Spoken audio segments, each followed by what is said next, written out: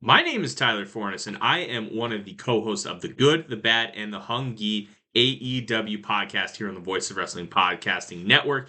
We take a broad scope approach to the world of All Elite Wrestling and the entire universe of Tony Khan.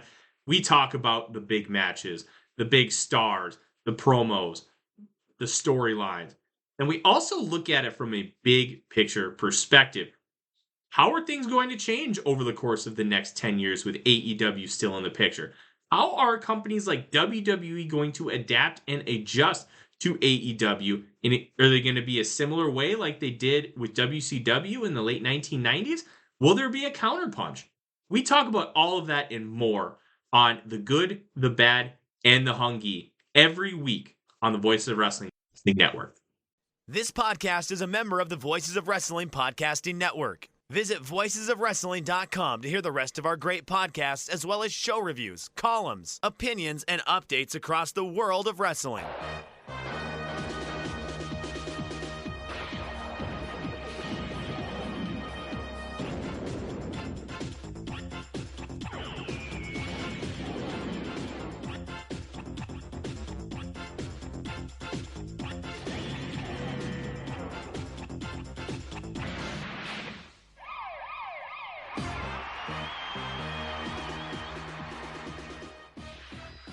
Welcome to Those Days, a Michinoku Pro retrospective podcast. Those Days is brought to you by Open the Voice Gate and the Voices of Wrestling Podcast Network. You could find us on the Voices of Wrestling podcast feed or on the Open the Voice Gate podcast feed as well, wherever you get your podcasts. You could follow Open the Voice Gate on social media at Open Voice Gate. If you'd like to donate to Open the Voice Gate, click the link in the show notes. It'll take you to our redcircle.com landing site. You click the red box that says sponsor this podcast. And you can set up a one-time or recurring donation, no obligation whatsoever, but we would like to thank all of our donors. I'm one of your hosts for this. It's your old pal, Mike Spears, joined alongside KS Lowe, as always. And I guess it's time. We did the reveal yesterday, Case, but let's talk about our new project Those Days. I'm quite excited. This is something that is obviously a tremendous undertaking when you consider the fact that Mike and I are going to be doing a retrospective podcast series on a promotion that obviously we won't be going from 1993 to current day. We are going to be going from 1993 to whenever we feel that spiritual demise of Michinoku has been fully complete. And we'll talk about that more in just a second. But it is a tremendous undertaking. It is one that we have been talking about for months now. We did the Open the Voice Gate year-end show, and I had solicited suggestions after doing, obviously, the Dragon Gate USA series during the pandemic, which, Mike, that was 5 years ago. I think next week that we started the Dragon Gate USA Rewind and Rewatch series, because as we're recording this, we have hit the 5-year anniversary of the NBA season being Rudy postponed. Gobert. Yes, being suspended, the Rudy Gobert gate, if you will. So that was already 5 years ago. And then you and I did extensive audio with a number of special guests for Masato Yoshino's retirement in 2021. And then for the 25th anniversary of the Dragon System last year, you and I did Dragon Gate 25, in which, once a month we would come on here and dive into the inception of Toryumon and how they got to their first show, or the entire M2K Mochizuki versus Yokosuka feud, or the long-forgotten Dragon Gate in Los Angeles show. Things like that spoke to us that we found to be historically interesting. We did a deep dive into those last year. Those are all not only on this podcast feed, but if you go to the Voices of Wrestling Discord in the Open the Voice Gate channel, there is a pinned post there with a spreadsheet of all of the historical rewind and rewatch shows that you and I have done. And these Michinoku Pro shows are going to be added to that spreadsheet as we do them, because this is something that you and I kicked around. Listeners, you guys gave a lot of great suggestions. I really appreciated that input. A lot of them are things that at this point now, well beyond future, things we can rip the Band-Aid off and do pretty easily. Dragon Gate UK, that's a quick one. We can watch those shows. We can talk about great matches. That's cool. What I really like doing with these shows is opening the old observers, figuring out the historical context of these situations and helping paint wrestling history in a way that maybe isn't always talked about. That was what I really got into during the Dragon Gate USA series, especially as we progressed in Dragon Gate USA and the shows got maybe not as good as they were in 2009, let's say, is I hadn't really heard anybody do historical retrospectives on the early 2010 indie scene. And that is something that is incredibly interesting to me. And so we really started diving into that. And with this Michinoku Pro series, it will be focused around Michinoku Pro. You know, you and I aren't going to talk Misawa and Kawada on this series at any point. It doesn't really feel relevant to what we do. But from 1993 to roughly 2000, this is a promotion that had not only tremendous influence in their home country, but also at various points in time, a global reach. And I think that story needs to be told. Mike, tell me if you disagree, but it feels like, because this promotion is now over 30 years old, we've hit a point where Michinoku Pro's history is sort of defined by October 10th, 1996, the These Days shows, through barely legal 1997. And that is the only time period that gets discussed. It's the only thing a lot of people seem to know. And I don't think anybody's wrong for that. I just happen to think this promotion is far more interesting than that 6 or 7 month time period. Yeah, and I would say that now doing this kind of project in 2025, that the kind of different generations of wrestling fan that kind of have developed might not understand like where the wrestling industry was in 1993 in Japan. And in a lot of ways, Michinoku Pro and its in a lot of ways its shadow promotion FMW, a lot of things happening at least on a promotional basis within FMW tie into Michinoku Pro pretty much from the start. But when we go through Torimon History Case and when we did the Dragon Gate 25 series, or really anything of that nature, there was a backbone that, and it's largely due to Jay Church, and he deserves really all the credit in the world for being kind of the one. I don't know if you want to like be like scribe about this, but but Jay Church essentially cataloged the history of the Dragon system since 1999. So we always have like a little bit of a backbone, at least as it relates to English media and how it is covered. So whenever we do the Dragon Gate USA series, like that was something that, of course, like I lived through as an adult. Case was part of your nascent time as a wrestling fan. Yeah, sadly, I only lived through the last year of it in real time. Not exactly 2010 Bryan Danielson Shingo. Right, yeah, but like absolutely one of the big highlights of this, and as we got going really kind of deeper into the series, was the ability then at that time. I mean, we basically had a 7-year buffer from when we did Rewind and Rewatch in the end of Dragon Gate USA, but we had enough hindsight there that we were able to talk about just how transformative the early 2010s was in pro wrestling. I mean, in a lot of ways, Dragon Gate USA, we were able to talk about things like the rise of streaming TV and internet and pro wrestling, and the idea of Go Fight Live, and then all right, the situation in Japan in 2009 and how it changes through 2014. And I say all of that to be like to say being able to go back and we've been batting this around now for months. I think really in earnest, the two of us, like we locked into it around Thanksgiving and Christmas last year.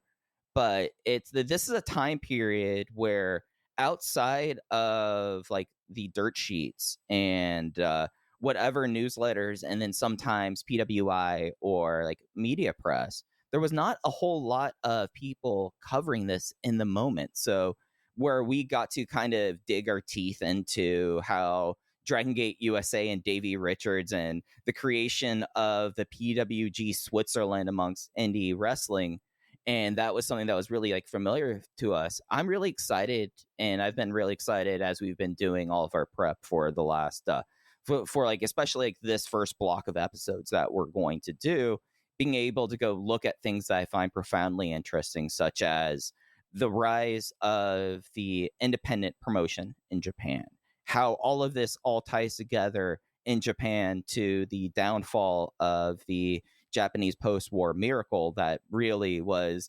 that fueled the engine for wrestling in Japan in the 70s and the 80s. Come the 90s, the bubble pops, and just how the bubble economy in the lost decade really kind of came to influence the case. These are things that I just find profoundly interesting, and I'm just excited that we kind of have a venue to kind of look at these portions of pro wrestling history. And more often than not, like with Michinoku Pro, a lot of the stuff we'll be talking about within like the first, I would guess, dozen episodes or four is pre-internet.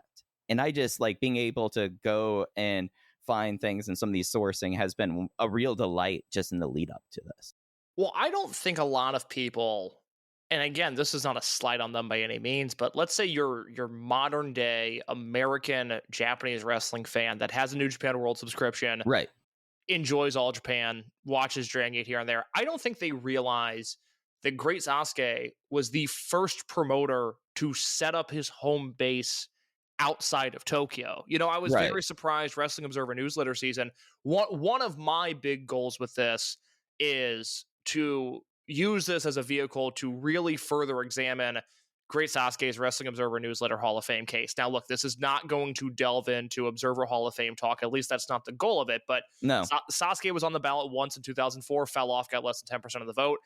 I think it's crazy that nobody has at least looked at him since. You know, I lobbied Dave to try to get him on the ballot for 2025. That did not happen. So a lot of what I want to do here is looking at Sasuke through that lens, but this was the first guy to set up shop outside of Tokyo, and that is something that is very historically significant. And I don't think people realize that it was 1993 when it happened, and that Sasuke was the one who did it. Right, and I think similarly, when you talk to that modern Japanese wrestling fan, at least internationally, getting back to a point you made about basically those days through Barely Legal 97, when you ask someone nowadays, oh, Michinoku Pro, they're going to say one of two things if they're a somewhat online international wrestling fan.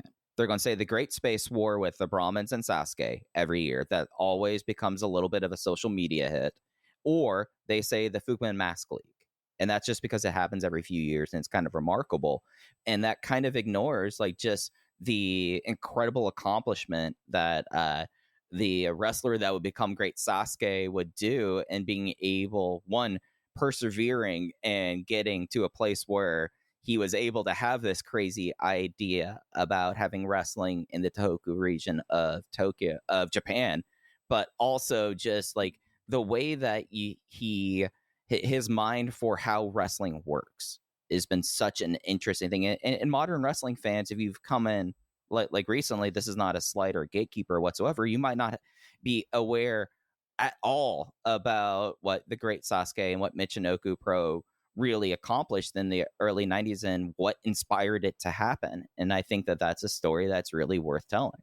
So as we go along, you know, again, we're going to keep this Michinoku Pro centered, Michinoku Pro focused. We will have very little detail because there is so much with Michinoku.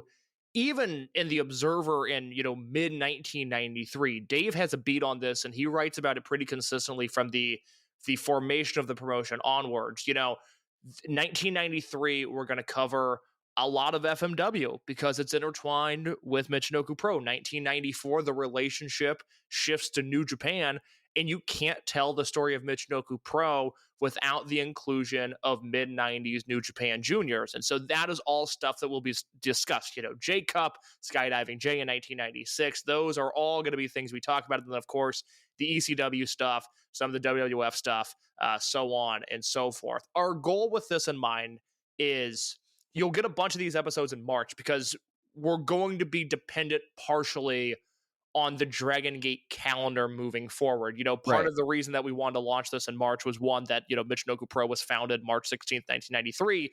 The other reason is it's the first dead time that Dragon Gate has had this year. So the Dragon Gate coverage will still be almost weekly. That is still our primary focus here. But the goal is to have at least one episode out a month, with the idea being, and we'll see how this goes, of talking about Michinoku Pro from their inception, their very first show, through Super J Cup 2000.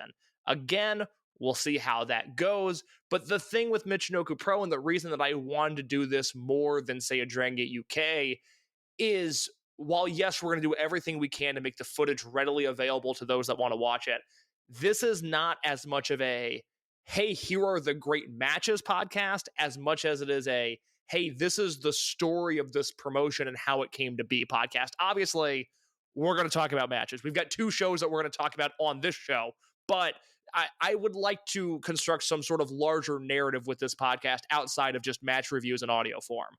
Yeah, and to talk about scheduling, we started planning this really when we realized how the Dragon Gate Network schedule was going to be this year, and we were not under the impression that we were going to see much Rey de Prejas in March. So we will get back to Rey de Prejas coverage, and that's always going to be the core of Open the Voice Gate. But I'm willing to part the curtain a little bit here, Case. If we were with what we were led to believe with content with Dragon Gate over this month, we would not be a weekly podcast. So being able to do this allows us to be in your feed weekly. It's But I don't need to explain how like podcast business kind of operates with the idea of keeping on a schedule here. But we will be aiming for once a month. We'll be doing this a lot like how the Dragon Gate USA format was. But as Kay said, like especially the early days of Michinoku Pro, we're not really coming in here going like, okay, what's the best match in Michinoku Pro history? That's kind of to the service of what is happening, especially when we start talking about the stuff on this first episode and the launch of the promotion. It's not necessarily a work rate promotion. So think about that when we're talking about the shows themselves, at least as we start, probably closer to a 70-30 mix, I would say. So just if you're expecting us to go through and have this just be show review, that's not the intent of this. Like, we're looking to really delve into this really interesting story that in a lot of ways, this is like the precursor to what would happen with Toryumon in 1999. So it all kind of flows together in a lot of ways. We're just taking a look at a different part of the Lucha history right now. Mike, are you ready to help me answer the question, how did Michinoku Pro come to be? I can't wait. Let's get into it. So, in order to tell the story of Michinoku Pro, we have to go back to April 30th of 1989. That is what we have on record as the very first independent wrestling show in Tokyo, Japan, promoted by former New Japan Pro wrestler Ryuma Go. I have a ton of Ryuma Go thoughts. We will not get into them now. But it was Ryuma Go wrestling Atsushi Onita in the main event of a Korakuen Hall show. The promotion would only have 4 wrestlers wrestling on the show with only 2 matches. And as a result, to fill the time, they would have numerous arm wrestling contests between audience members. Onita would end up losing to Go in the main event. And although the show was by no means a success, there would not be another independent show in Japan for 6 months, but it did symbolize that independent wrestling could exist in Japan. So on July 2nd, we go to Korakuen Hall once again. This time, Onita is there once again, and he's in the ring with Masashi Aoyagi in a, quote, different style fight in an effort to show that pro wrestlers were stronger than UWF fighters. This was put on by the World Karate Association, meaning that most of the crowd would consist of karate and kickboxing fans, with only pro wrestling fans in attendance to come see Onita wrestle. Onita would make it to the 4th round before going to the outside of the ring and using a chair on Aoyagi, with Aoyagi seconds coming in and attacking Onita for using an illegal weapon. This forced Onita seconds, the men we would later know as Super Delphin, Jado, and Gato, who were training in Wally Yamaguchi's wrestling shop beneath the Pro Wrestling Gong office at the time, to make the save. The match would get restarted, and Onita would begin headbutting Aoyagi, busting him open, and Onita followed that by knocking down the referee and throwing him out of the ring. After that, another brawl ensued. The success of this event and the media coverage that followed made Onita realize that he could start an independent promotion and not be forced to split the profits with a karate organization. Go ahead, Mike. Yeah, so Ryuma Go started this promotion that was called Pioneer Senshi.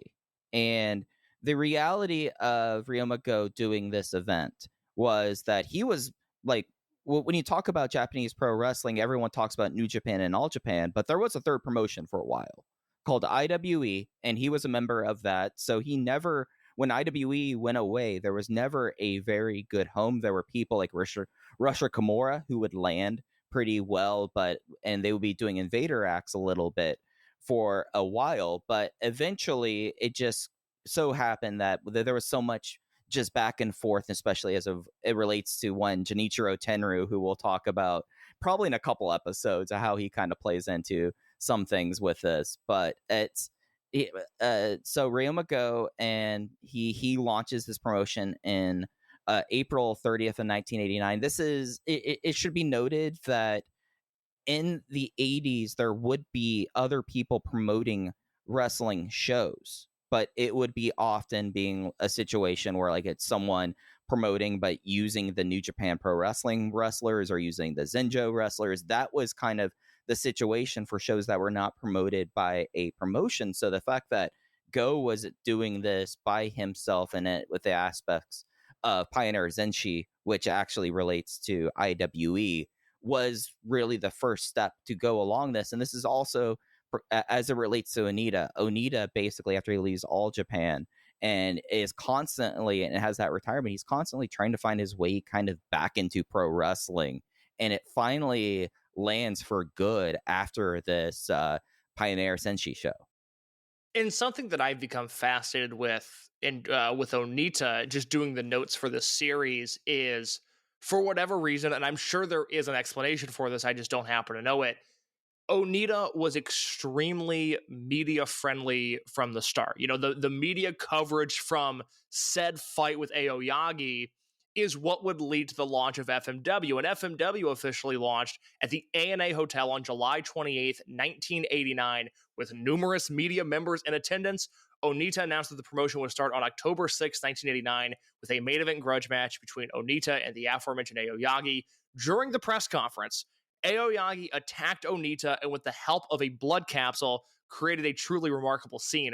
All of this would result in the ANA Hotel being furious at Hisashi Shinma for booking the press conference. This upset Shinma enough that he would pull out of FMW, which was notable because he was going to be an advisor for the promotion and book foreign wrestlers from Mexico, such as Yoshihiro Asai and Gran Hamada. And this is something that I think is lost due to history. Just to finish that thought, Shinma would later go on to help start Hamada's Universal, which his son would then run into the ground. More on Universal, obviously, later. I don't think it's common knowledge, because I did not know this until 6 months ago, maybe, that FMW, and this really seemed like Hisashi Shinma's vision, was all he wanted to do was do karate, and specifically karate that was always mentioned, that specific martial art by name, do karate with lucha libre. And he got ousted from New Japan in the early 80s, and so that took away his primary foundation there. He gets ousted from the UWF before he can see that vision truly take shape, and then he himself leaves FMW right before guys like Asai and Hamada could debut for that promotion. And I just have this horrible feeling in my stomach that this guy, who was an incredibly influential and important figure in the history of pro wrestling, never truly saw his vision of pro wrestling take place, because much like Hamada, and I talked about this when he passed away, he just kept on getting bounced from promotion to promotion to promotion before he could really do what he wanted to do there. Yeah, and really, it's a shame that we don't get to do like a full episode on Shinma, because he's such a fascinating figure, from really like his falling out with Inoki over business sense in the 80s, and then has this whole situation where he gets matched up with Hamada pretty much immediately, and Hamada then like is attached to UWF, and then later Hamada is doing the training and refereeing of All Japan Women's at a time where Shinma was trying to lay groundwork to get things going again, and incidentally has it has Onita along the ride too. For me, at least, I feel like that it's pretty clear what Shinma wanted FMW to be. He basically wanted to do an updated version of the famous 70s mixed styles matches that Antonio Inoki would do, and they would go in and New Japan would do through the 90s.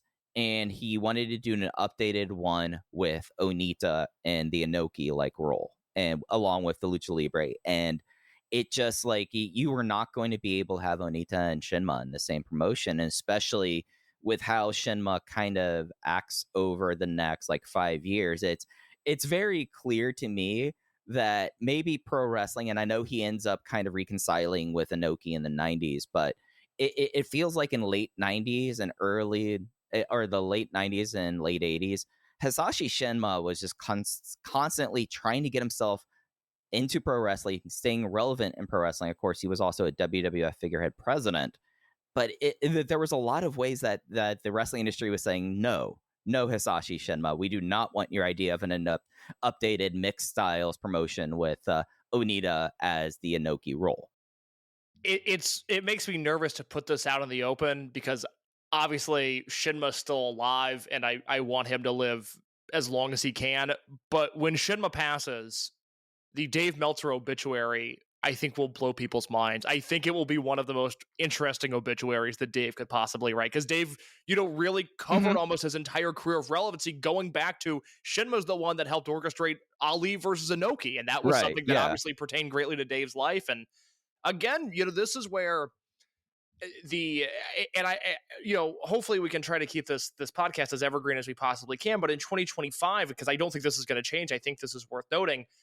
Dave Meltzer is a man of flaws. We all are, but the public perception of Dave shifting to what it has become is so upsetting because he is still a valuable historical figure. He's documented the last 50 years of pro wrestling history better than anybody else has, and you really get to see it here, where Dave is he's on top of all of this stuff, including on January 15th, 1990, when he was the one that reported that Shinma was opening a new promotion with Gran Hamada, the Universal Wrestling Federation. Hamada was going to book the group and bring the Lucha Libre style to Japan on a full-time basis. Prior to this point, Lucha had really only been seen sparsely in Japan, notably a Jumbo Tsuruta versus Mil Mascaras match in 1997 that partially inspired Kenta Kobashi to become a pro wrestler.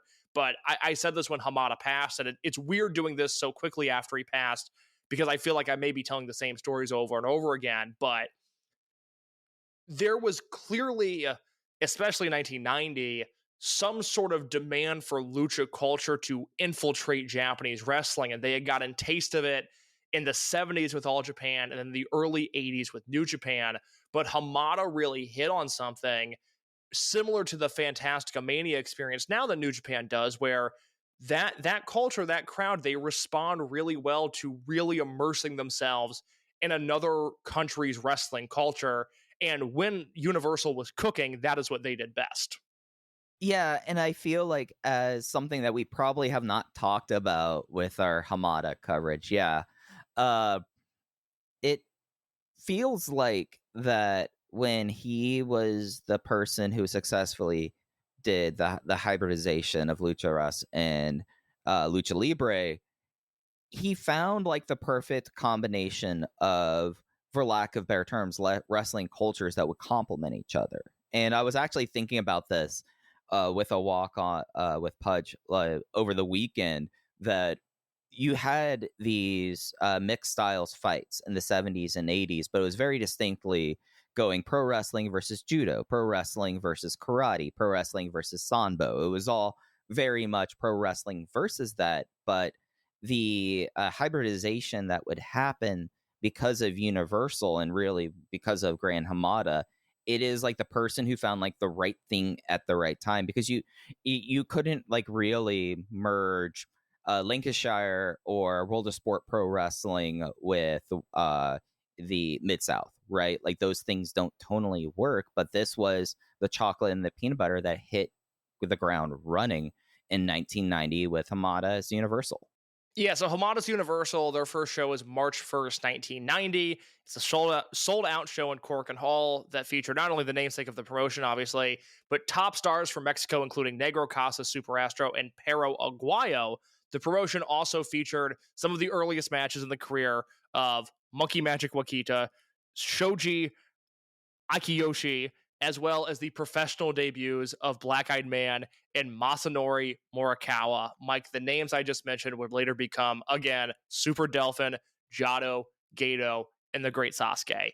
as we've been doing research on this project, I have to once again, I thanked him when I wrote the Hamada obituary for voicesofwrestling.com, but Brett, the FMW historian, for sale on his website, has translated copies, PDFs of Japanese pro wrestling books, translated to English, obviously.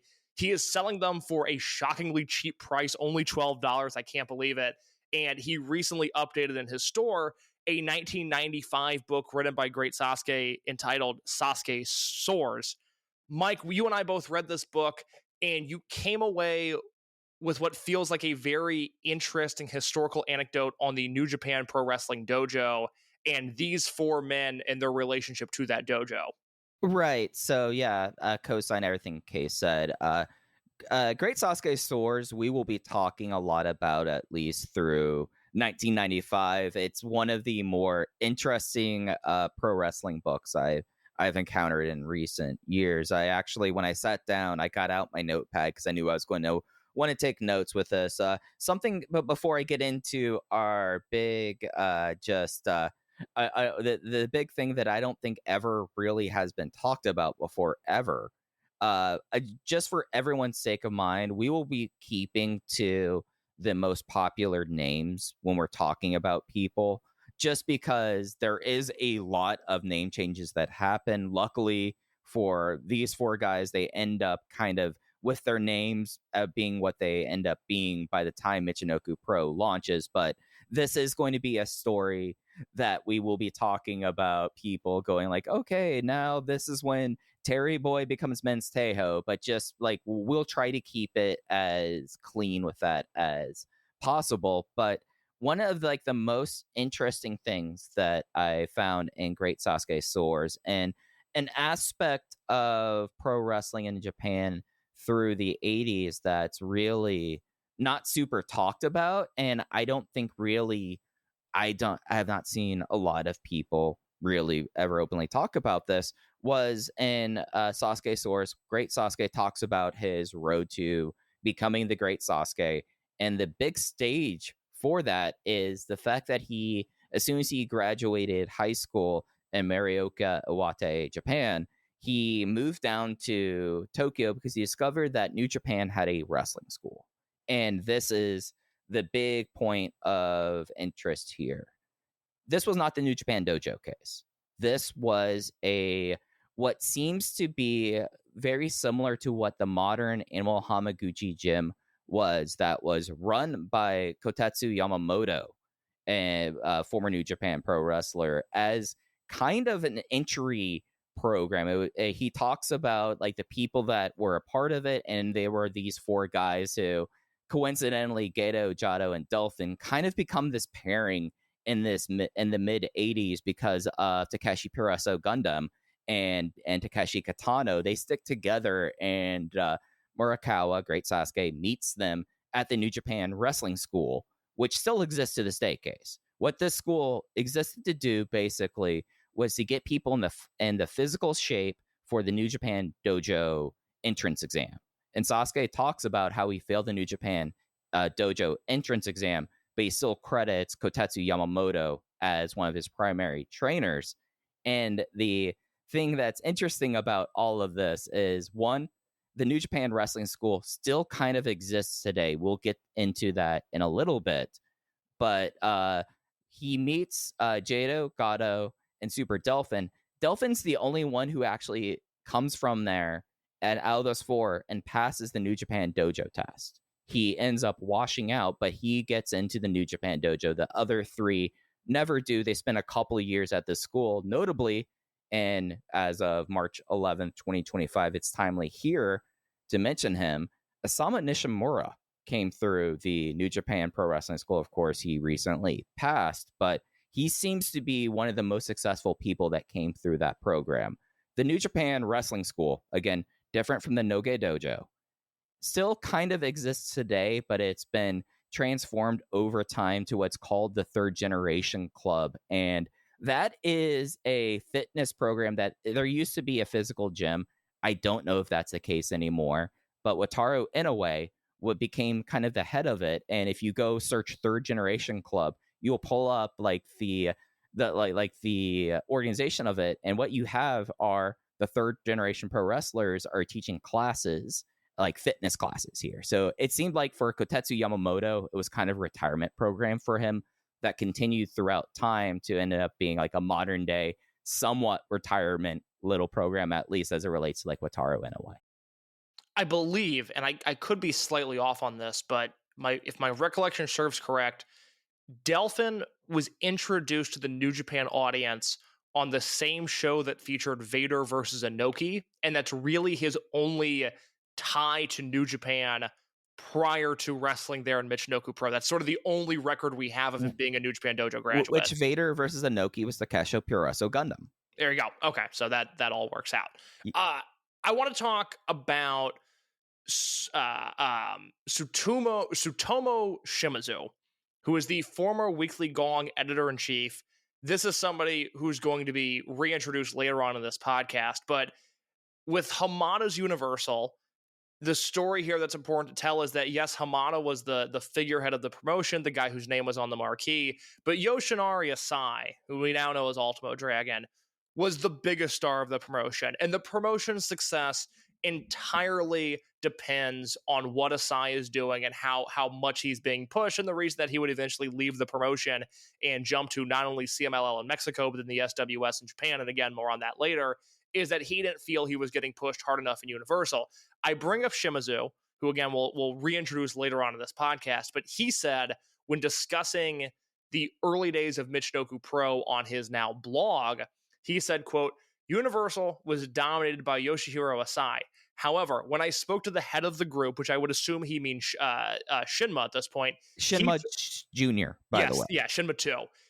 I spoke to the head of the group. He told me, quote, this guy, Murakawa, meaning Sasuke, can do everything Asai does. When I actually watched his matches, he surpassed Asai in everything from his jumping ability to everything else. Murakawa, who would become Masa Michinoku, became Asai's attendant. He also learned wrestling techniques from his seniors, such as Jado, Gato, and Super Delphin. And like I said, as we sort of navigate our way through this Universal timeline rather quickly here, because this is not a Universal podcast. This is a Michinoku Pro podcast. Look, Universal in 1990 is a business success. They're selling out, especially in Tokyo, especially in Cork, and Yoshinari Asai is looked at as this big star. As 1991 goes along, what we find out is that Asai is not only the biggest star in the promotion, he is really the only draw that they have. And because of his success, him being a Japanese-born wrestler, wrestling in a promotion in Japan, wrestling a new style for the most part, that focuses on junior heavyweights, his success is leading to the recruitment of a number of young Japanese wrestlers that want to be just like him. However, Shinma Jr., the son of Hisashi Shinma, is not an Asai guy. When Asai demands that he gets pushed harder, Shinma goes ahead and pushes Hamada harder instead. So by the end of 1992, Asai is gone.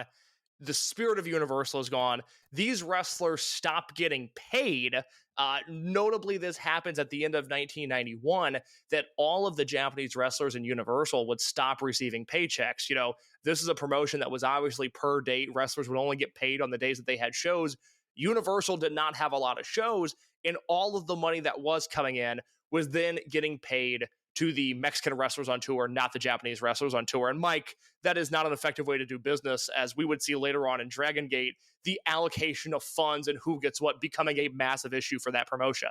Yeah, and reality, I mean, we're still talking 12 months after Pioneer Senshi. So the idea of a independent promotion is still basically running Tokyo. So what they would be doing is basically have 4 shows every few months, and Sasuke talks about this in his book, that he was working at McDonald's basically, and he got to a certain point where he was just like, it's not worth it. At a certain point, the new trainees came in, but for at least 1991, he was kind of the whipping boy amongst the native wrestlers. And when the Japanese post-economic miracle ends in 1990 with the private equity and asset bubble collapse, he talks about like how basically this is a promotion that at one point, and it's most likely linked to the other businesses that the Shinma family was doing, that there was a time that they would be handing out uh, special fees and giving like the wrestler of the night a bouquet of basically $10 bills, like 1,000 yen bills in 1990. Come 1992, you're having your entire native roster be essentially at a point where they're just asking like, why are we still doing this? Sasuke tries to resign before he ends up going to Mexico in 1992, but the vibes amongst this promotion are real bad. And again, this is not a Michinoku Pro, or this is a Michinoku Pro podcast. It's not a Universal podcast, and we'll talk more about Universal next week. But I think one of the big takeaways, one of the big things that at least I have learned so far throughout this process, and some of this from Hamada's passing, is how unfairly he gets maligned for the failure of this promotion. In a lot of ways, Hamada, the promotion fails without Hamada faster, but he has nothing to do to contribute to the failure Universal. He just gets hung without letter because his name's identified with it. Yeah, we don't have both sides of this story, but it would make sense given that we all recognize that Asai had come to a point where he was almost too big for Universal and almost had to leave. But well, he was too big for UWA at that point because UWA is dying in 1991. Exactly, and that also plays into, on the Japan side, the Mexican talent rapidly changing. Where again, that first tour, it's Casas and it's Pero and it's Super Astro. The second tour, Santos there, and then you see by 92. Look, it's still moderately big stars, but it's the same thing that happened in Dragon Gate USA. This is what we said when Hamada passed, that Universal is literally just the precursor of Dragon Gate USA. They last roughly the same amount of time. They go through the same exact pitfalls. It's incredible. So you get to a point where instead of Casas and Santo, who are now tied up full time in EMLL, now you're getting Los Brazos, who arguably came the biggest stars of the promotion in Universal, in Hamada's Universal in 1992, but it's a step down in talent. And then, of course, you have all the Japanese guys coming in, not getting paid, which is a massive issue. So one of the most important factors in the creation of Michinoku Pro was that Sasuke began wrestling in Mexico in 1991. He does a short tour in 91, and then he spends a considerable amount of time in the UWA in 1992. He wrote in this aforementioned book, Sasuke Soars, and I think this is really important, quote, "There," meaning Mexico, "families were coming to watch the shows, including men, women, and children who used to work on the farm. The villagers were all looking forward to the Lucha Libre performances. I experienced strong culture shock when I encountered this local atmosphere. Universal always held its shows at Korakuen Hall in Tokyo, so when I encountered this kind of local wrestling, it was a real eye-opener." And then Sasuke quotes himself saying, "So the origin of wrestling is entertainment for the masses, and it's entertainment that is closely tied to the local community. When I saw the faces of the farming men and women who were enthusiastically cheering and enjoying themselves at the venue, I feel like my eyes had been opened. I will never forget the emotion I felt at that moment. I felt like I was seeing the origins of wrestling, entertainment, popularity, and locality. I suddenly thought that the best way professional wrestling can be found is at the intersection of these elements. It's fair to say that the emotion I felt at the time was the driving force behind later founding Michinoku Pro," end quote.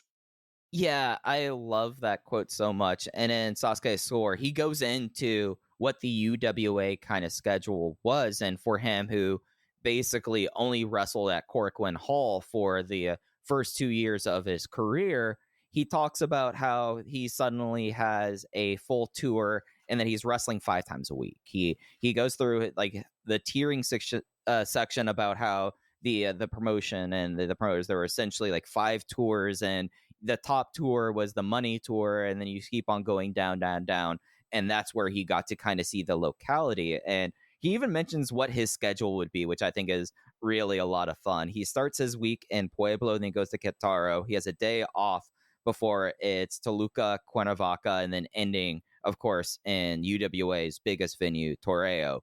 And it really, this exposure, it's so unique that this is the way that Sasuke kind of discovers what, in at least in American wrestling, was dying at that time, going like, hey, the idea of locality and having something that is endemic to your area, that's something that just never happened in Japanese pro wrestling. Whereas I feel like if you've dropped Sasuke into just the territory system in the 70s and the 80s, he probably would have came to a very kind of similar conclusion there. Like completely independent of himself, he kind of discovers something that I think at least American wrestling fans of that time kind of held sacred. I think, and we don't, unfortunately don't really have time to break it down, but one of the most interesting things in that Sasuke book is him explaining the loop that he would do in Mexico, like you were just talking about. Yeah.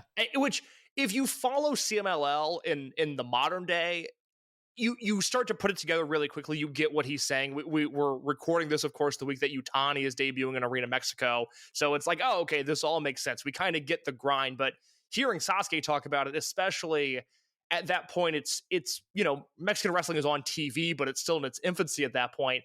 It's incredibly interesting. So the other thing that you hit on there is Sasuke at that point in Mexico is wrestling 4 to 5 days a week, and his big complaint with Universal is that Universal is saying, we can't pay you because we don't have the money, but Universal is hardly running any shows, so they can't make money. So Sasuke was very happy in Mexico. He had a very pleasant excursion experience because he was working up through the end of 1992. He was working a part-time job while wrestling in Universal. I mean, we're talking about Universal, who is still, with the right card, able to sell out Korakuen Hall.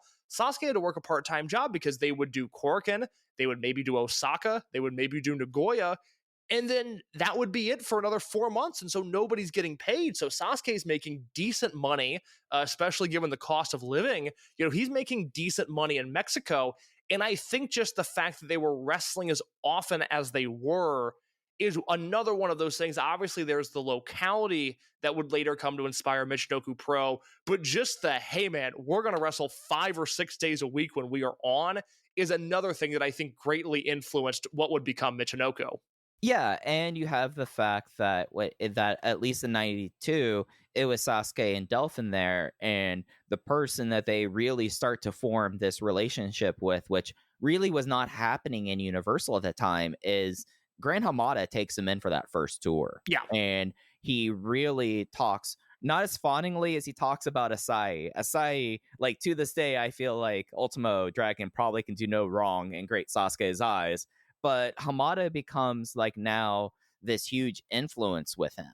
And I think that you have to regard that in a lot of ways where with what the preconceived notions were about Universal at that time, this is where that relationship really formed, was in this 1992 Mexico stint. We go to the Wrestling Observer newsletter on October 19th, 1992, in which Dave Meltzer writes, the Universal promotion, which featured mainly Lucha Libre wrestlers alongside Jerry Lynn and Lightning Kid from the US, announced on Tuesday that it would be folding after the November tour, with the final show being on November 27th in Iwate. Many of the Japanese wrestlers will then be joining Michinoku Pro Wrestling, which is the promotion we reported last week would be opening in late November. Hisashi Shinma, who ran the Universal office, said that he would be starting up a new promotion in 1993. It was pretty obvious in August that this group was in some financial trouble, and then he also continues to say that Wing and some other smaller groups are in danger of going in the same direction, since a country of the size of that size can't support this many promotions indefinitely. So one of the things that we'll mention repeatedly throughout the first, I don't know, maybe 5 or 6 episodes here is the looming threat of this Universal tour is going to be the last Universal tour. And it takes a long time to get to that point. But you can see here by the beginning of the fourth quarter of 1992 that the writing was on the wall and that people expected every Universal tour to be the last one. The other thing that is important to note here, the reason we started in 1989 talking about independent wrestling in Japan is that once FMW launches, it spurs Wing and it spurs Pro Wrestling Crusaders. And all of a sudden, this, to steal a modern phrase, forbidden door of not promoting independently is busted open, and we get a flurry of independent promotions, and then SWS, who tries to become the third promotion, all within the span of a few years here in Japan. Yeah, and at least with SWS, you're still talking about having the corporate backing that was boosted by the Megumi eyeglasses company, which ties into the overall economic situation. And this is not an SWS podcast, but boy, if you want to talk about one of the biggest dumb ideas of all time, the way that they set up SWS was one of the biggest dumb ideas of all time. Hey, let me tell you, if enough people smash that red circle donation button, this can become an SWS podcast very quickly. Yeah. Are you a Palestra guy or a Geki Dojo? No comments. I don't think anybody was any of those guys ever. Yeah. Your Revolution true and true like everyone else was, and that ended up being the problem with SWS.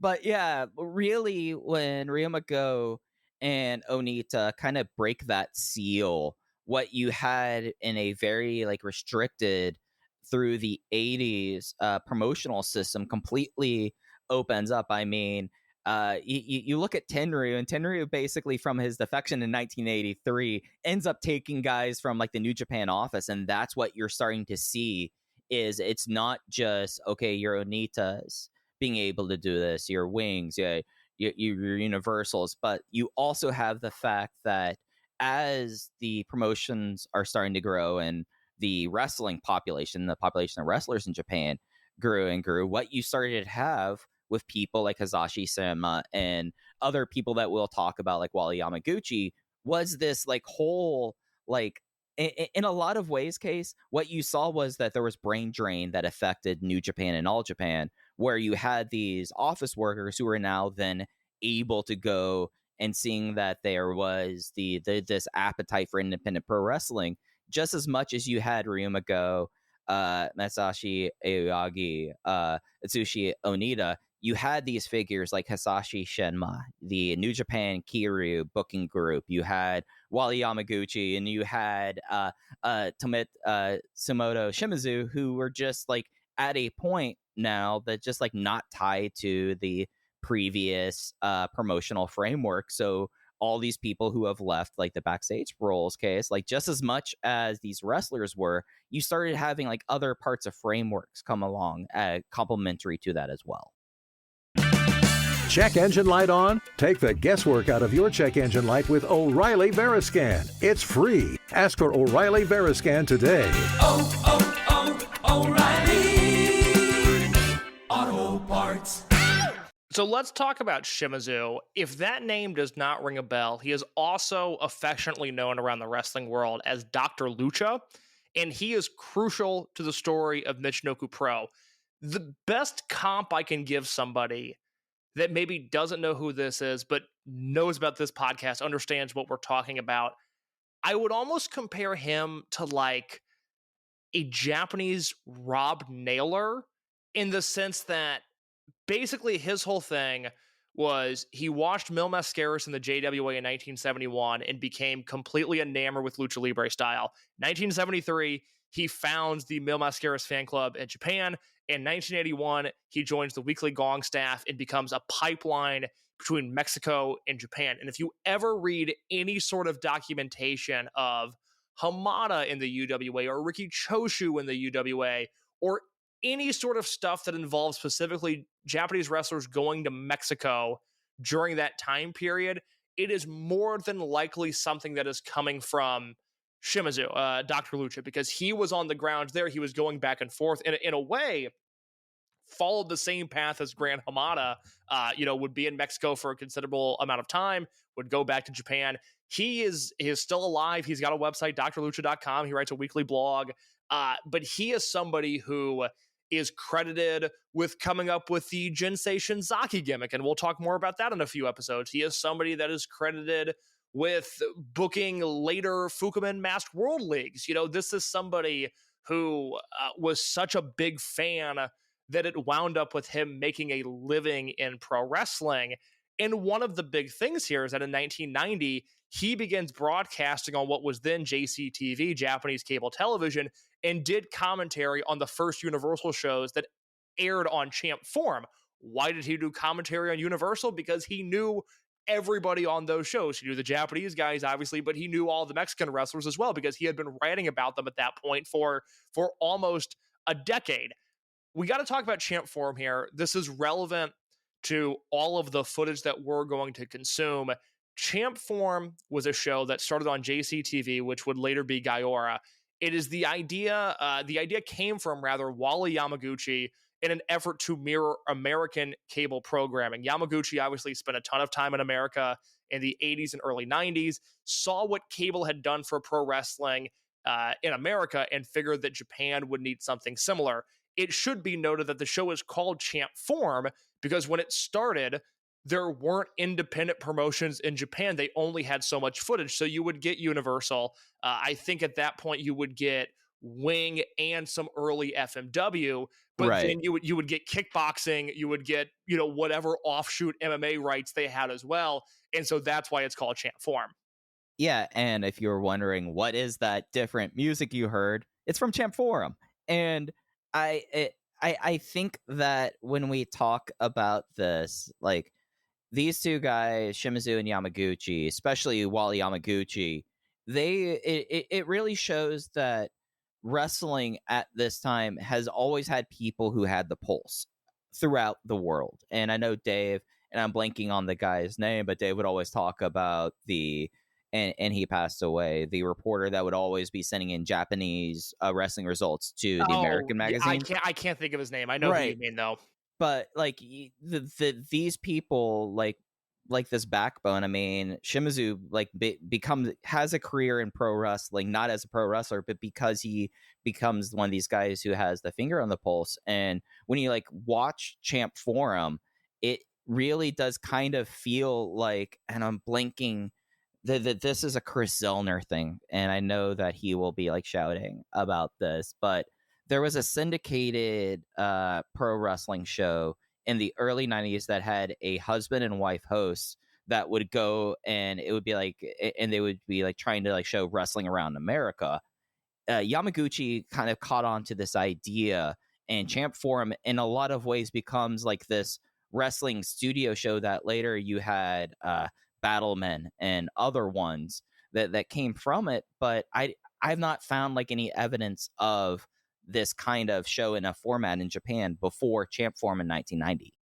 No. I mean, Yamaguchi saw what was happening in America and really wanted to mirror that. And Yamaguchi is somebody that I think, I had to do a lot of reading about him before we started doing this podcast, because he was a name that I knew, but I wasn't sure necessarily what his relevance was. And it turns out, I mean, he's somebody that we'll talk about in 1993 extensively, sort of all the way through 1997, 1998. I mean, he's a major player in the history of Michinoku Pro, but he was also a major player behind the scenes, because not only is he the one that helped start Champ Forum, and then if you watch Michinoku Pro footage, Champ Forum is on what we now recognize as Gaora, and then Battle Station is what would be the Samurai TV program that Michinoku Pro would air under. That comes in 1996 and beyond. But not only does he have the television side of things down, he also plays a major role in the creation of Michinoku Pro, in the sense that at the end of 1992, he approached Sasuke at the end of the August Universal Tour and said to him, why don't you and I go for a trip to your hometown in Morioka next time we see each other? We'll do a feature there in color with pages under the headline, Sasuke returns home. Sasuke returns to his hometown of Morioka. That was sort of his pitch of, hey, let's follow you home. You come from such a small town. You're now an internationally traveled wrestler. Let's do a story on you. Obviously, Sasuke is super into that. And it is on that trip, shortly after August of 1992, where Yamaguchi and Sasuke have the full sit down for what would become Michinoku Pro. This is almost the equivalent of the Jeff Jarrett fishing trip story. I'm sorry, the Jerry Jarrett fishing trip story, where in 2023, while Dr. Lucha was writing about the beginning of Michinoku Pro, he wrote, and I quote, "It was the late Wally Yamaguchi, who was the referee at Universal at the time, who gave Sasuke the advice, quote, why not just do it in Tohoku? The suggestion came from SMW, Smoky Mountain Wrestling, which was launched in Knoxville at the foot of the Appalachian Mountains in eastern Tennessee, USA in May 1991. The company's president, Jim Cornette, is an avid pro wrestling fan and was formerly a correspondent for Gong magazine in the Tennessee area. His love for wrestling led him to become a badass manager. This is Dr. Lucha's words, not mine. In CWA, Mid-South, World Class, and NWA in 1992, which was a big hit. But his next move was to start a pro wrestling organization, and that was SMW. Commonly known as Smoky Mountain, it is a super local group that tours rural towns such as Johnson City, Harrogate, and Benton in Tennessee, as well as small cities in neighboring states such as Kentucky and West Virginia, centering around Knoxville. The group's unconventional idea of avoiding big cities and only competing in rural towns, and its maniacal sensibility were a big hit. From this group came the Fantastics, who later became regulars in All Japan, as well as the Rock and Roll Express, Heavenly Bodies, Brian Lee, Tracy Smothers, and others who made a name for themselves. Michinoku Pro was launched in 1993, applying that concept to the 6 Tohoku prefectures. And I'll continue here. In an era when it was normal for the headquarters of pro wrestling organizations to be in Tokyo, Sasuke set up his office in his hometown of Morioka. The style of starting out of the countryside was very innovative at the time, and Sasuke was quoted as saying, "I heard from Wally that the idea originated from the small American organization, SMW. Without SMW, Michinoku Pro would not have existed. I also heard from Wally that SMW collapsed in 5 years, but Michinoku Pro is still going strong after 30, end quote." Yeah, and this why not just do it in Tohoku speech happening after he came back from Mexico and seeing what touring wrestling really was after 2 years in basically just in Tokyo.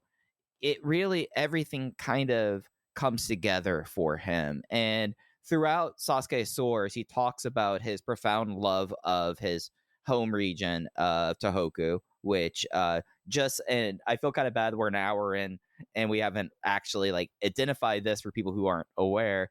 Tohoku is also known as Michinoku, which is the name of the 6 most northeast prefectures in Japan. Everything about the promotion is rooted in the fact that it represents these 6 prefectures. And Tohoku is a region a lot like whenever we talk about Dragon Gate in their home region, that is a Western Japan region known as Kansai, where that is for Dragon Gate. That's what Tohoku is for Michinoku Pro. And throughout, like even when he was in the New Japan school, everything that he does is compare life in Tokyo to life in Morioka.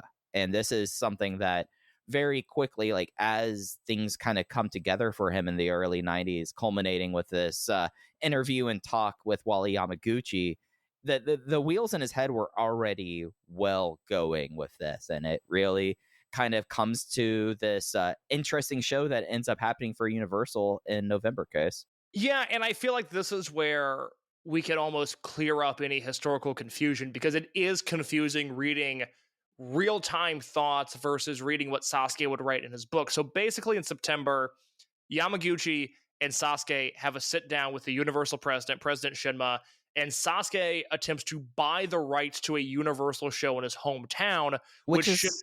Oh, go ahead, sorry. No, go ahead. Which is something that in the 80s was something that happened a whole lot with show promotion.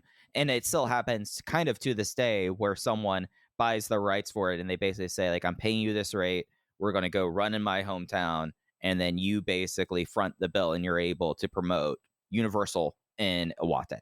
And so that's why if you look at some of the listings, some people reference November 27th, 1992 as a Michinoku Pro show. Some people reference it as a Universal Pro Wrestling show. Some people mention it as a joint show. To me, it is a Universal show that was promoted entirely by Great Sasuke, Taka Michinoku, and Akihiro Yonakawa, 2 wrestlers who would obviously join Sasuke and Michinoku because they were from the area, much like Sasuke. But it is, to me, a Universal show that would lay the groundwork for Michinoku Pro. And you really see the DIY ethic of Michinoku Pro come into this show, this November of 1992 show.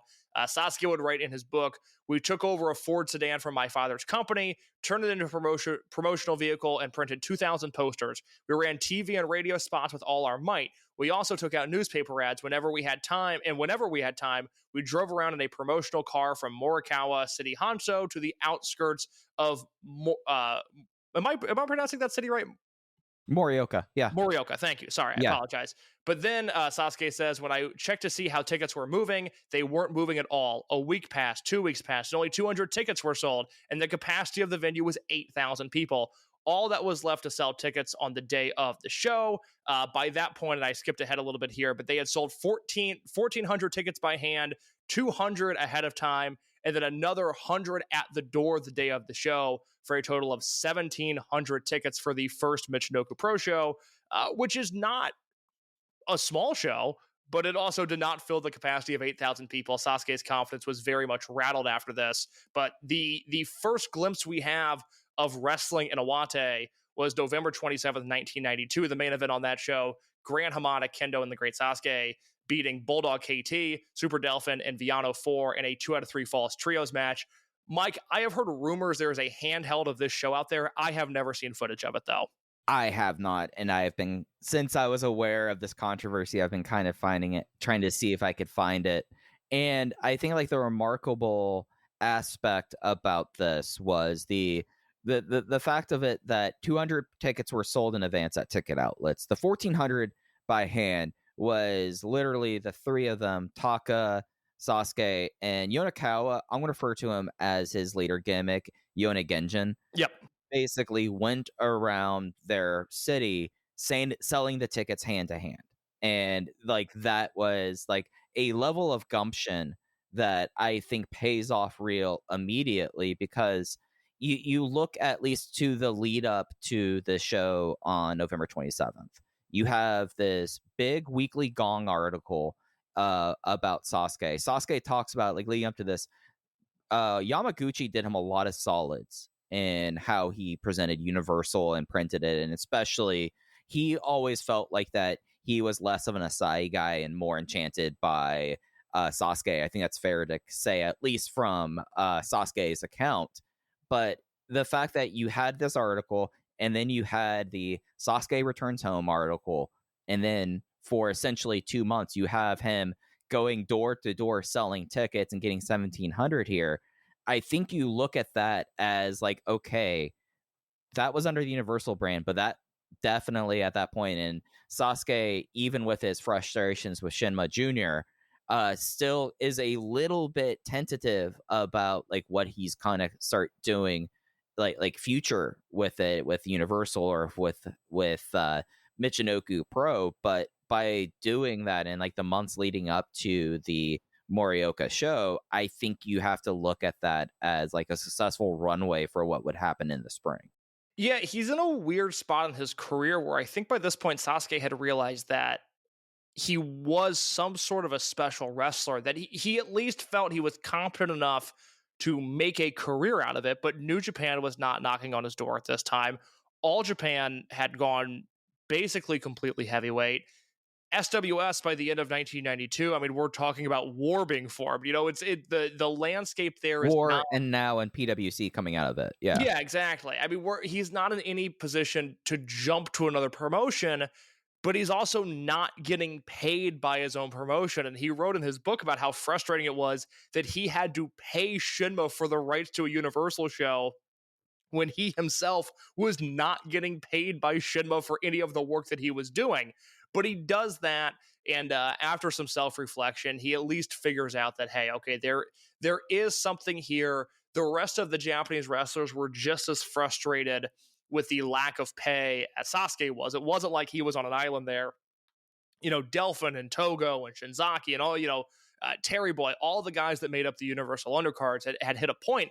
I mean, some of them had debuted in 1992, so they had just never received payment from Universal, and they were all fed up with it. So, and you still had some people that were excited about just pro wrestling that just weren't going to flip. So you even had others that could have jumped that, decided that, hey, we are now pro wrestlers, now it's successful to them. That's right. So Universal obviously does not fold there. They go into January of 1993. They have a double shot and Korakuen Hall on January 22nd and January 23rd, 1993. I bring these up because they are really weak shows. They do not sell out Korakuen with these.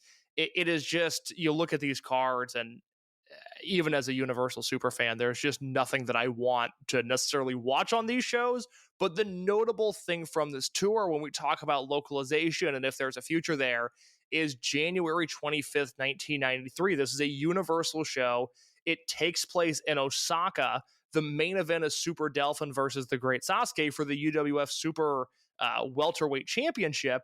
And you know what? They do, as Dave says in the February 8th, 1993 Observer, a legit sellout of 2,150 fans at that Osaka show. Obviously, Delphin from Osaka. And so by this point, it seemed like the groundwork had been laid that Michinoku Pro was going to become a thing anyways. But for Delphin to do a number like that in his hometown, I think it showed that, hey, these guys are clearly stars that are not being marketed in the correct way by Shinma, and maybe there is something to this locality in Japan. Yeah, and I think there you saw one of the real issues with Universal up to that point. If they were running with Delphin up top in Osaka, yeah, he was not around a lot in 92, but actually like doing those shows when you're doing the tour, maybe you're not solving all of your money problems, but you're at least in theory not just selling tickets to immediately pay for plane tickets and other rates at a time when the economy was popping, basically. Yeah, very much so. So Universal also comes back to Japan the same week that Michinoku Pro launches, which is intentional. We'll talk about that in just a second. But they run another double shot in Korakuen on March 12th and March 13th. I bring this up because actually, if you want to watch some Universal, the March 13th show is very good. There is the Gran Hamada versus Dr. Wagner Jr. singles match, but also on that show is a UWF Super Welterweight title match between Super Delphin and the wrestler known as Black Man in a mask versus mask match, which Delphin obviously wins. He unmasked Black Man, and that very much plays into these early Michinoku Pro shows. I think the last thing that is worth noting before we actually talk about the two debut Michinoku Pro shows that we have footage of is, once again, from Sasuke Soars, the book. Sasuke says, the new year came, and in mid-February of the following year, meaning 1993, we registered as a corporation for local wrestling. Michinoku Pro, a promotional company, had transformed into an independent organization, both in name and reality. On the surface, the president and I were cooperating. Michinoku Pro was merely the Tohoku branch of Universal. In the pre-launch, we bought the rights from Universal, but Yahaba in March, it was completely sponsored by Michinoku Pro. The only money we paid to Universal was the fee for the foreign wrestlers we borrowed and half of their airfare as well. Around the beginning of February, the Michinoku Pro office began to be inundated with interviews from various general media companies. We were constantly receiving calls asking, I heard that Japan's first local wrestling organization will be launched on March 16th. At the time, there was only one phone in the office, so it was ringing nonstop. We didn't do any advertising, such as sending faxes to the media. The only one we contacted was the local Iwate Broadcasting Company. Iwate Broadcasting was broadcasting the event live on the day of, and 8 other stations, including NHK, TBS, and Fuji TV, were also planning to have their cameras at the venue. Even TV Asahi's news station was there to cover the event, and that event was March 16th, 1993, the inaugural Michinoku Pro show. Mike, this footage exists on a handheld camera. It has survived now 32 years since it was originally filmed. I think the footage, given the angle of where it's at, is shockingly watchable. And I have to say, this show, the debut Michinoku Pro show, if you've never seen it before, is a ton of fun.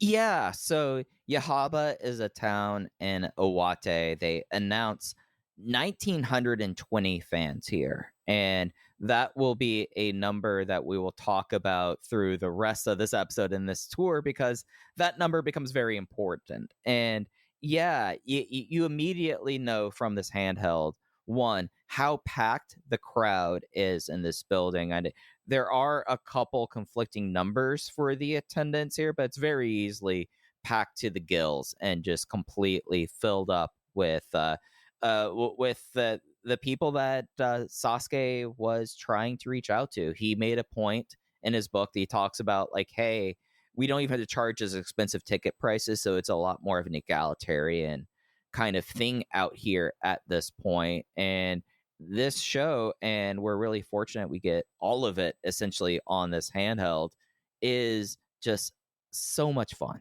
It ends up being, I think, some of the more enjoyable wrestling that I have watched in recent memory. And it's not necessarily saying that it's great wrestling, but you get to see a lot of guys kind of figure it out. And through these first two shows that we'll talk about, we will get to see what the backbone will be for this tour, and how, at least in 1993, from these two shows, Case, and what we know that happens soon after in the future tours, we get a very good depiction of the mind of Great Sasuke and him as a booker. And it's really kind of refreshing to see someone book this way, and they even do this in 32 years ago. Okay, well, let's talk about that, because that's interesting. We can actually start with the main event on the debut show. The thing I'll note before that is, like Sasuke says, this becomes, to some degree, a media spectacle, especially locally. By June of 1993, Iwate Broadcasting runs a full, half-hour documentary on Sasuke and his career in Michinoku Pro. And while it doesn't necessarily reflect the box office of Michinoku Pro through the first half of 1993, they do well on their first tour. They struggle shortly after that. They bring in Onita, not to get too far ahead of ourselves. They rebound a little bit, but it's really not until the Super J Cup in 1994 in which Michinoku Pro really starts to see any sort of momentum, even locally at the box office. But this first show is a thing. I mean, it is a capital A, capital T, a thing. And that is, much like the beginning of FMW, there was something novel about this. Correct me if I'm wrong, but I don't have any sort of knowledge of Wing getting this sort of media coverage, whether it be wrestling or national media. Same with, like a Pro Wrestling Crusaders. Those weren't inventive things. Those weren't new things. But FMW in 1989, and then Michinoku Pro here in 1993, new, shiny, different things that hadn't hit the Japanese wrestling ecosystem until they did. And you really see it here with this Michinoku Pro debut show, which, again, we'll have the link to this in the show description. If you've never seen it, don't be freaked out by the fact that it is a handheld. I have watched many worse handhelds in my day. This footage is very nice. Am I annoyed? We had a worse handheld that we thought we were going to have to work from. That's right. I'll talk about that when we get to that show, because I should clear that up for the historical record, because I've now realized that there's a Michinoku Pro show that has been labeled incorrectly for years and years now. But camera crews were there. Would have been nice to get a pro shot version of this show, but I like the handheld because you kind of feel like you're there. It's a very lively atmosphere. And what we see here in the main event is Gran Hamada and the Great Sasuke. They tag together because Hamada is on these early Michinoku Pro tours. It's really not until June of 1993 in which you see a full split from Hamada in the Michinoku Pro camp. And that, again, to my knowledge, there wasn't heat there as much as it was necessity that Michinoku Pro pull away. They start booking their own foreign talent and not relying on Universal for Mexican wrestlers. And so with that, you see Hamada go away. But Hamada's on this debut show. He teams with Sasuke, and they wrestle El Rudo and El Signo in this main event. But the main event goes to a count-out finish as, Mike, what happens here? So Sasuke goes and does a dive to the outside. He does a high senton atomico to Signo. And this is after a match where essentially Hamada is there and he's as great as you ever see. But this is the Sasuke show. And it becomes all about this. But after this dive to the floor that is just wild, Signo and Rudo are able to get back to the floor to make it for a count out. And part of that is that Super Delphin, we talked about how he unmasked Blackman at that Universal show. They follow up on this, and he snaps and attacks Sasuke, and he starts throwing chairs. Taka gets absolutely wiped, and then most of the younger babyface get completely cleared out, and then Hamada and Sasuke make the save. However, then Delphin does the inglorious thing of unmask Sasuke in front of essentially his hometown, and he storms off with the mask, and Sasuke cuts a huge emotional promo underneath a towel to end the show. And this becomes kind of, at least for the footage that we have and looking at the booking case, the top line program going forward is you have Delphin, who is the UWF Super Welterweight champion, and coming off the heels of successful mask win of Blackman, has now decided that he is just going to target everyone else, but especially Great Sasuke, as he views himself as the star of the promotion. You have your first top line feud happening in Michinoku Pro. And if you're somebody that had been following Universal, let's say in the Tokyo area, you and I love Universal. We recommend everybody watch that footage. It's an incredibly rewarding experience. You see, not only some of the highest quality footage of Mexican wrestlers of a bygone era in Universal, but you see the beginning of Delphin, and you see the beginning of Sasuke, and you have all this great Hamada footage. But Universal is not a promotion that is defined by any angle. The booking in Universal is as sparse as humanly possible. It is maybe a tournament, maybe a battle royal, maybe that affects what happens going forward, but it is kind of an all-star game. Month to month, we're going to see Viano 4 wrestle whoever is the best wrestler in town with him. And to see this on the Michinoku show, on this debut show, where Delphin comes in and is not only an outward and chaotic heel, but is one that is so good. And I have more Delphin praise later, but this Delphin angle is shocking when you view it through the confines of what had happened in his career by that point. There was no inkling that he could essentially be a rabid dog in the way that he attacked Sasuke. And for Sasuke to do this on his debut show, not just send the people home with a Grand Hamada Hurricane Rana and then whatever Sasuke would have done as his finish, I think was a brilliant move. It was a risky move because this could have turned people off, but I feel, at least with the benefit of hindsight, that this was a home run of an angle. Yeah, and you clearly see now, and we're not going to get too ahead of ourselves here, but you laid the groundwork to have this great local investment into your hometown hero, Great Sasuke. Guess what he's doing, Case? He is coming back to Morioka. He's coming back to Hoku from Tokyo, and he's bringing pro wrestling to the region, and it's going to be explicitly to Hoku Pro Wrestling and Michinoku Pro Wrestling.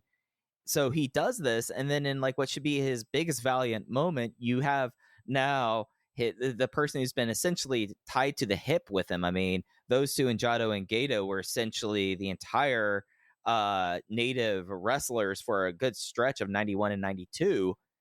And I think it's just one of the more brilliant booking that I have seen in recent memory, because it's now instantly the hot angle, and you have now an interest in, with the idea of their touring, you're able to do that in front of every single house, or some variant of Sasuke and Delphin coming to blows. And what that does, which is something that you're not able to have at Universal, because it was whoever Hamada got from Mexico to fill out the show. So you were absolutely right. There is no tour-to-tour coherency, because there's no opportunity for that to ever happen.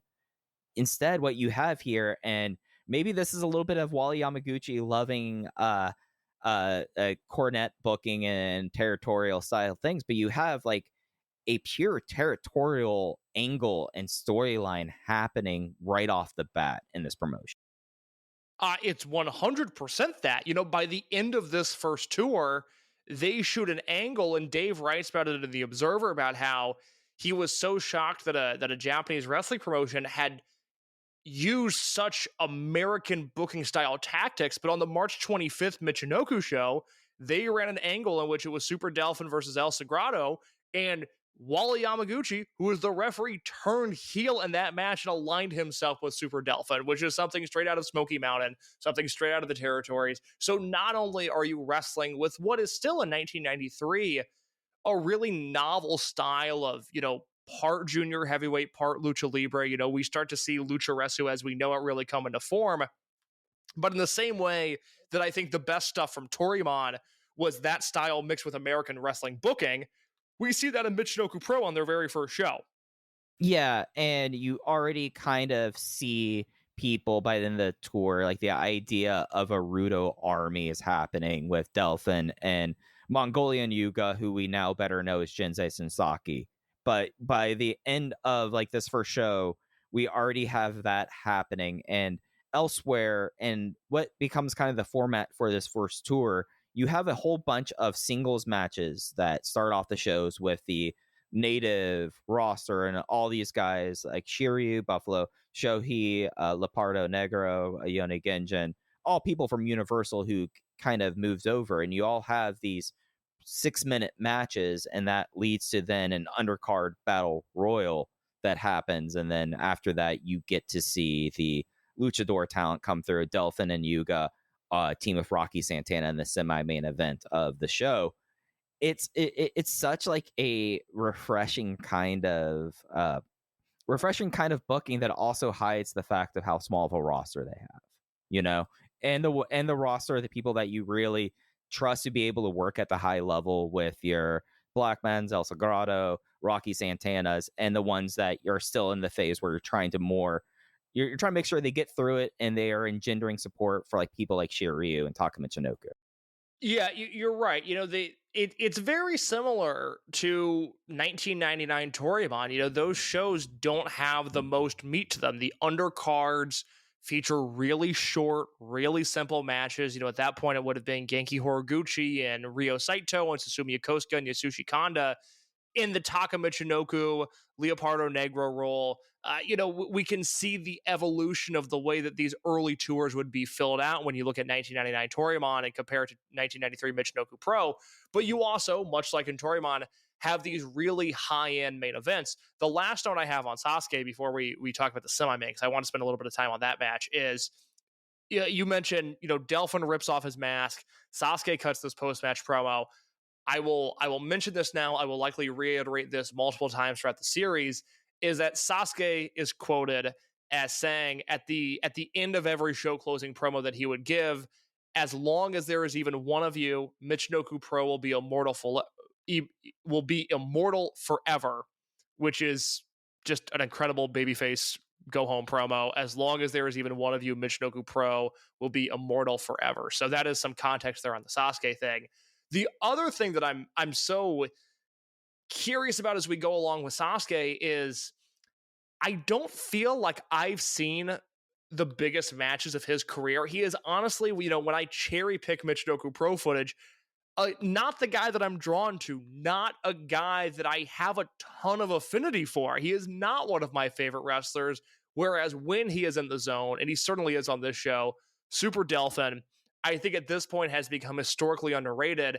And to me, Delphin, for as much as I enjoyed the simplicity of the undercard, is the most complete wrestler on this show that isn't Hamada, El Signo, or El Rudo. Delphin comes in as a Japanese wrestler here, proper Japanese talent, and I think blows everybody out of the water on this show.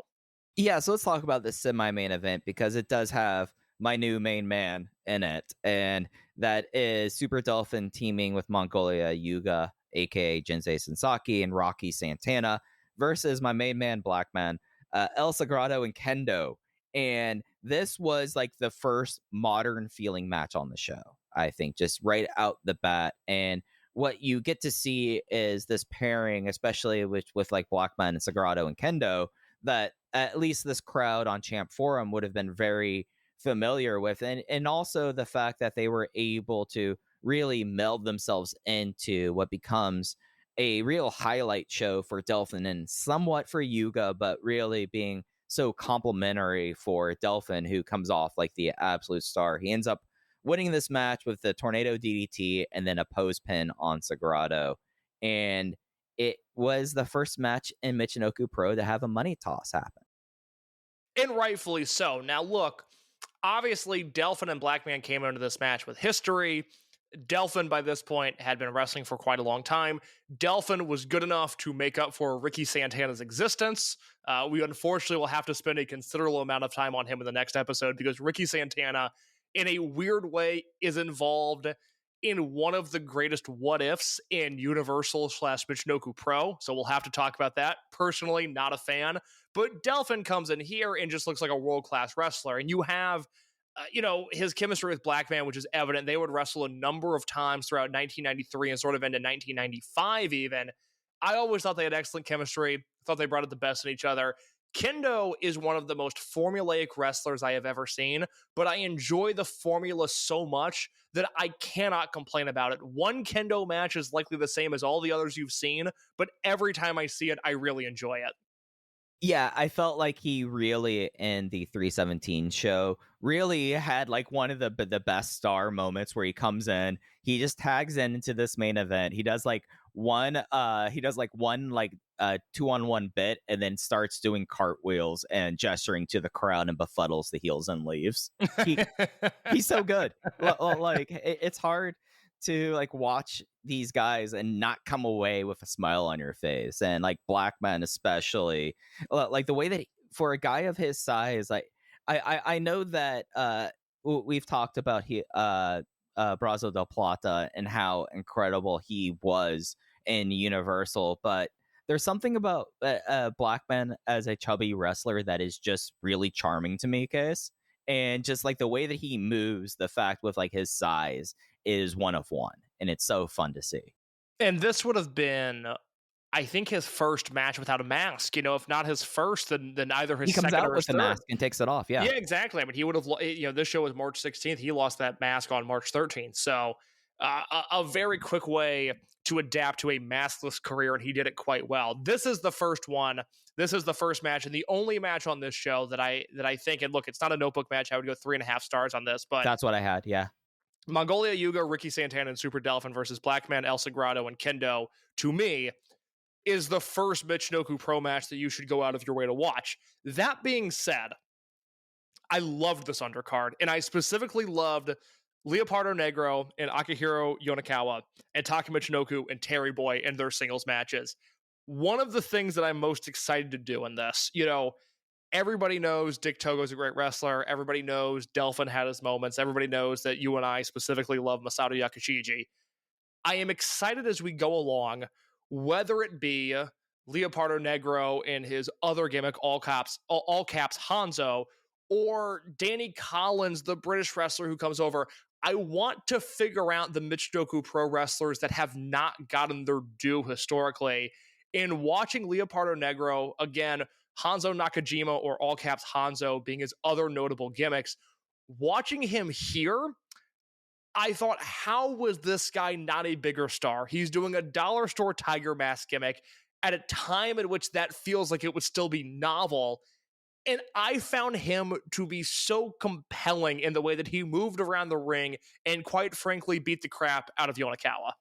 Yeah, I thought he was more doing like a straight up Black Tiger man. Oh, that could be it. Yeah, that makes sense. But he completely eats up Yone Genjin in this match. There's a little bit of grappling. Of course, he is a local guy, one of the three with Taka that were also doing the promoting for the show the previous year. So you have this, but you have like this nice bit of grit that Leopardo Negro just basically like he ties them up and then kicks the shit out of them and then continues kicking the shit out of them until the referee waves off the match, and it rocks. And it is a level of grit on this show that I was not anticipating.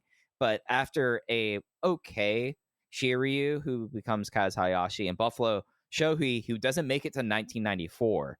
He doesn't make it to the summer of 1993. He's a Universal trainee. He debuts in 92. Right. And he is done after this first tour. His last match is March 25th, 1993.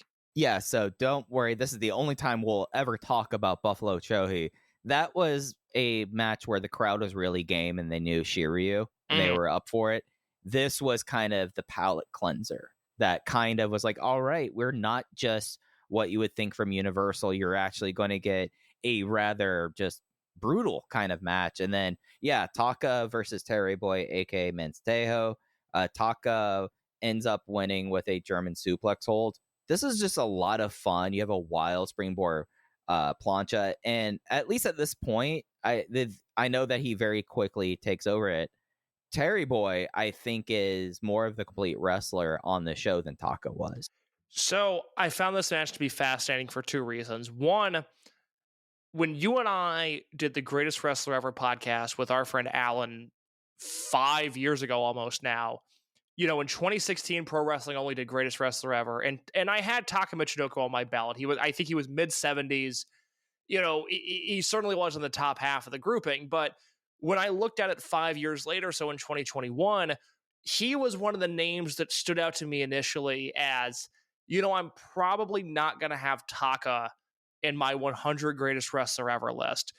And then I watched some Taka footage, and I said, oh no, he is so obviously one of the 100 greatest wrestlers of all time.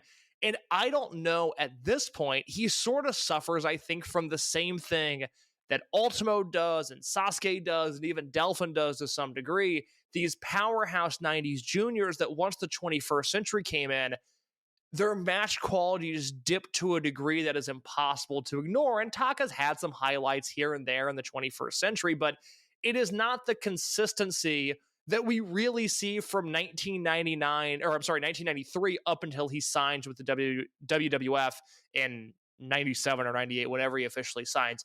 I think what's going to shock people as we go along, people that maybe aren't well versed in Taka historically, is pretty soon after this, the way that the newsletters start writing about Taka, if you only know him as essentially an undercard WWF wrestler and an older New Japan pro wrestling wrestler, it is going to stun you to hear the reverence in the way that Taka was spoken on, and it's all justified. He is good in this match. Terry Boy is great. I want to talk about him in a second.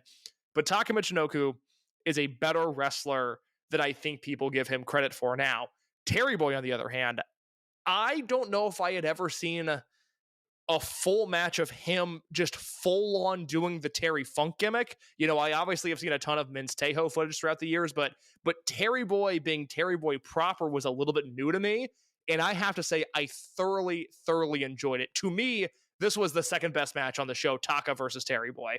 Yeah, and so the deal is that Terry Boy comes out to the Star Spangled Banner going into, I'm blanking on which version of it's one of Terry's themes, basically. He comes out almost looking like a Florida Brother, like the Florida Brothers kind of copy this kind of thing. And he's like wrestling and crowd brawling. And it's a whole lot of fun when you combine that with Taka Michinoku, who it's probably worth saying that Taka Michinoku, as soon as Masa Michinoku, which was a comedy character, turns into Super Nino and then later re-debuts as Great Sasuke, he kind of inherits that role. And people don't really get that it was originally a comedy gimmick about someone being from Tohoku, the idea of them kind of being backwards and that kind of thing. And when the hat and the cape goes, instead you're getting like wild springboard planchas, which I think ended up being the dive of the night by far.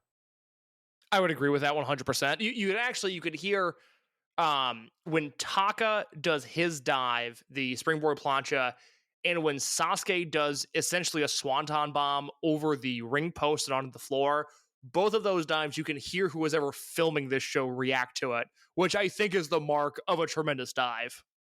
Yeah, like, and I feel like that's one of those really fun things about this show. You get to see the idea of having a handheld is such like a alien thing in modern pro wrestling, but at least in this, like the idea that the guy who brought whatever, that would have probably been at least in the looks of it case, a beta camera to the Yahaba, knowing that they wanted to tape this show and then completely just marking out was just it was a delight. It was kind of a fun thing. But yeah, and then you had after that the Battle Royal. It was won by Leopardo Negro. They basically, in this Battle Royal, you have Kimura, who we will talk about in a second, Yushikini Kimura, who's very clearly the young boy on the roster who would later become Grand Nanawa, kind of was featured in that. We would see more of him in the show from Ninohe in that opener against Leopardo Negro, though. Yeah, that is correct. That was, I believe, his pro debut. Let me double check that on Naniwa. That was his first ever match. So we have footage of Naniwa's first match, which is great. Yeah, and it's a fun little battle royal. It's like 2 minutes. Yeah, they are what they are. Mike, we also have to talk before we get out of here real quick about the March 17th show, the second show in the history of Michinoku Pro. And this should be clarified up top. There is going to be a link to this show. To my knowledge, prior to Nico restoring this show and airing it on their service, which I think would have been in either 2019 or 2020, we did not have footage of this show. There is footage of Michinoku Pro. Actually, I'm sorry, that's not true.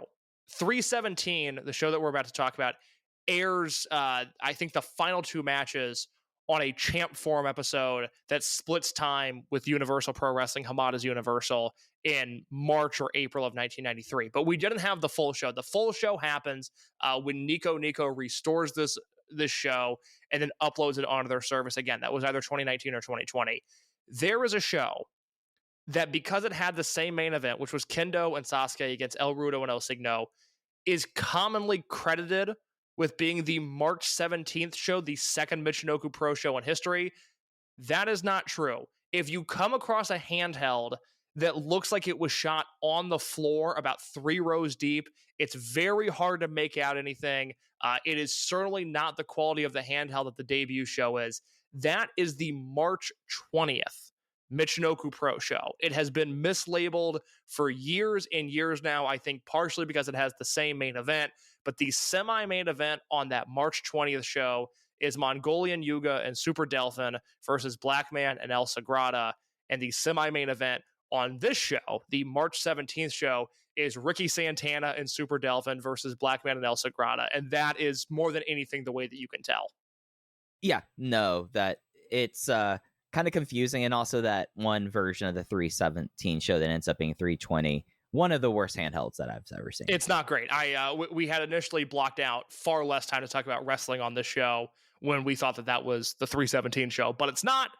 It is 320, and we have a restored HD Nico version of this 317 show, which, Mike, I'll go ahead and say, I think far less enjoyable than the 316 show. Yeah, and I think you lose Hamada. Hamada only works that first show on the tour, and you kind of then are more restricted by the fact that really Delphin and Sasuke are the ones trusted with the lucha matches, and then you have to fill up the rest of the card. And I don't know if it was the case for you, but the Yuga Terry Boy versus Shiryu and Chohi match was really long and just not needed to be that long whatsoever. Like they end up, instead of having 3 quick singles matches, they have a pretty long drawn out tag match that was really there because they didn't have the roster to book a better card, basically. It's funny, that match is 12 minutes long. The semi-main event of this show is also 12 minutes long. The Santana and Delphin versus Blackman and Sagrado match. I would flip your feedback, but give it to the semi-main event. I actually really enjoyed that undercard tag. Again, maybe it was just the novelty of Terry Boy being as entertaining as he was in my mind. I thought for Delphin in particular, and it wasn't his direct output, just the match Delphin was in on this show compared to what he was on in the debut show, I thought was a huge letdown. And that 12 minutes and 45 seconds of Santana and Delphin as a team, to me, were absolutely endless. Yeah, it just really was a show that was saved by the main event. The saved by the main event, this would be the second match in Michinoku Pro history that I would really recommend going out of your way to see. Kendo and Sasuke versus Rudo and Signo. I will say on the debut show, I thought Rudo and Signo looked terrible. You know, it's very rare that you and I can talk about a Grand Hamada match and not take time out of the podcast to rave about how great Hamada was. But I did not think Hamada was great in that main event. I thought he was given absolutely nothing by the people that he was in the ring with, and that main event was saved solely by the post-match angle, whereas Kendo and Sasuke here versus Rudo and Signo, again, 3.5 stars for me. Kendo delivers on that formula once again. Sasuke looks really good. Signo looks really good. And then we get what I feel was even a better post-match angle than the debut show after this match. Yeah, so take us through it. Yeah, so Delphin comes out and ensues a post-match brawl, and he begins the brawl going after Sasuke, but it kind of becomes Delphin versus the world. It becomes Yeah, Delphin. he starts taking out everyone. He during starts it. taking out Taka. He starts taking out Yonakawa. I believe Leopardo Negro takes a shot in there. Like, Delphin really portrays a sense of chaos and a sense of danger in both of the post-match angles, but especially in this one. And maybe it's just, the HD footage that we have, I don't know. But Delphin comes across so dangerous with a roster full of guys that had never faced danger before. They had never faced anything like this in Universal outside of maybe just the weight of Los Brazos. But Delphin comes across like he's going to kill his contemporaries, and it's absolutely phenomenal. And it's worth noting that after that crazy angle on the 16th, both Taka and Yone Genjin are heavily bandaged up. Taka ends up, Yone ends up busting him open again on the 17th show, but they are taking major licks. And especially when you think about where they were and what they were doing, like you're talking about with kind of the all-star game versus now going to Memphis is what happens to these people. And it does definitely give you like this impression coming off of those two shows that Delphin is this madman. Like, and it's not even that he like goes dark side or anything. He is just ripping people apart. And if you come in the ring with him or get within his range, he's going to swing and kick you. And no, you're exactly right. It's not like he becomes like a master of the dark arts. He just becomes an asshole. And he comes through really, really strong. It's awesome. He does it to open the show too. That's right. We should note that this show began with Sasuke and Delphin having a promo battle, and Delphin ends up beating him up. He throws Sasuke outside of the ring. I don't know if you noticed this, but Sasuke, it was ugly. He goes to take a pretty rudimentary bump, where he just falls over the middle rope and goes to the floor, but he hit his hip so hard on the ring apron, and it made me laugh because it was like, oh boy, we are quite literally one show and one segment into the history of Michinoku Pro, and I'm already watching Sasuke take the ugliest bumps possible. And then he comes back and he's great in the main event. But this Delphin show closing angle, I mean, it fired me up. I vaguely know what we're going to cover next. Obviously, I'll have a preview for next week, but just thinking about like, wow, if I watched this show on 317, I mean, I would be chomping at the bit to see not what Terry Boy would do, not what Taka Michinoku would do, not what Mongolia Yuga would do. Those guys are strong undercard wrestlers, but I really think they hammer home Delphin versus Sasuke in a meaningful way on this show.